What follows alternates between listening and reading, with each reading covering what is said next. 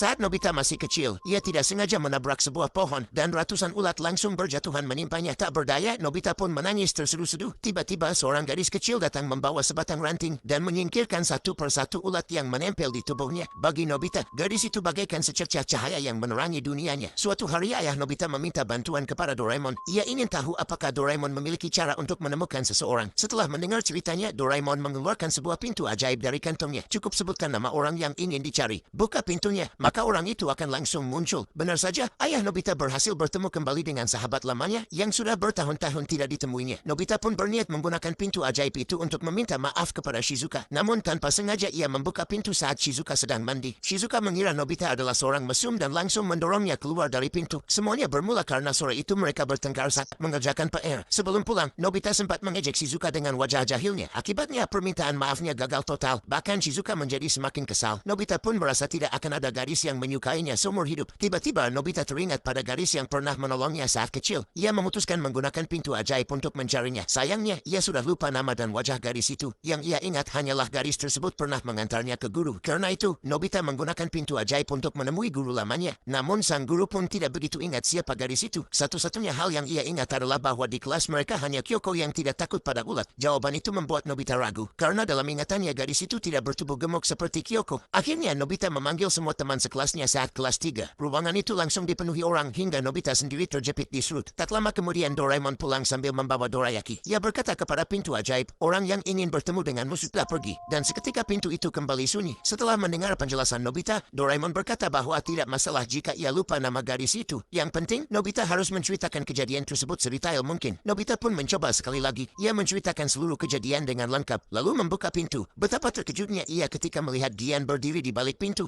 Meskipun sulit dipercaya, Nobita tetap mengucapkan terima kasih dengan tulus. Namun Gian menjelaskan bahwa bukan dia yang membersihkan ulat-ulat itu. Ia hanya menggendong Nobita ke ruang guru. Bertekad menemukan kebenarannya, Nobita mencoba untuk terakhir kalinya. Setelah menceritakan semua detail kejadian itu, ia melangkah melewati pintu. Betapa terkejutnya Nobita ketika gadis yang selama ini ia cari ternyata adalah Shizuka, orang yang justru paling takut pada ulat. Ternyata saat itu Shizuka memberanikan diri, menahan rasa takutnya, bahkan menangis sepanjang waktu hanya demi menyelamatkan Nobita. Setelah mengetahui kebenarannya, Nobita tidak mampu menahan air mata. Ia mengucapkan terima kasih kepada Shizuka karena telah menyelamatkannya saat mereka masih kecil, sekaligus meminta maaf dengan tulus atas semua yang telah terjadi hari itu.